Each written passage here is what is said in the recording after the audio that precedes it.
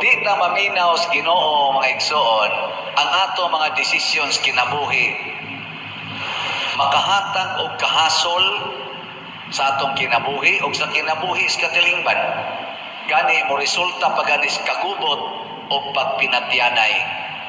At tanawar ko na yung mga desisyon karon sa mga leaders kalibutan. Ang ilang pagpatuman sa kalinaw, bumbahan ang mga nasod, pamatyon ang mga tao.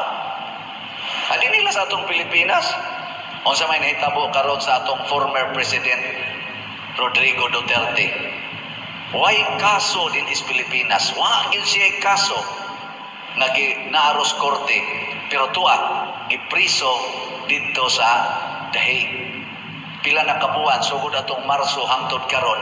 Unya 80 anyos masakiton pa lisod na gani og tikang.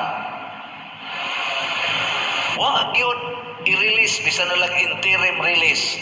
Unsa man gyud rason sa ICC nga ila nang kuptan nga wa man ay kaso?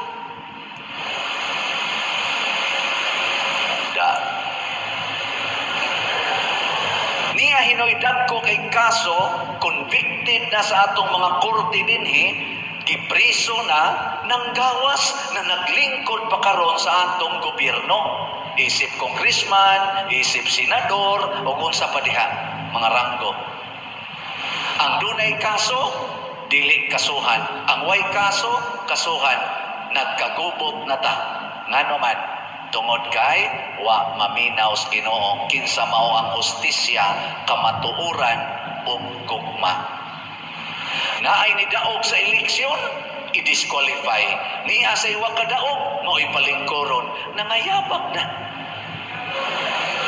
Unsa man ning klasehas gobyerno?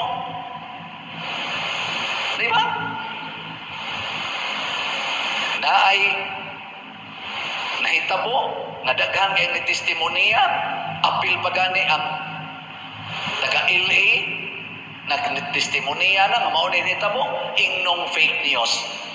Niya hinooy wa gyud supporting evidence, ingnong true news. Gilingay mong tupad. Inaw sa man na imong now true na. Ingna ko no. Ang laki himuong babae, ang babae himuong laki, niya ingnon dayong human right. Ang way anak injikan o fertilized sitawag na kasabutan na o babang ko ka-inject niya sa kusog kay mga anak putlon sang palupyan siyo naay way anak puksong yun nga makaanak niya sa daghang anak i-abort po ang anak 14 abortion 73 million average abortion in the world. Yan, naasa kuno'y mga tao nga naglisod, mga senior citizen, imuon yung priority. Yan niya senior citizen, former president pa, pugson o pada nga dos dahig, wa gani passport, wa gani visa, wa gani hearing, wa gani korte nga may suporta ni anang maong pagpadala ngadto, gani gi-accuse pa na nga kidnapping.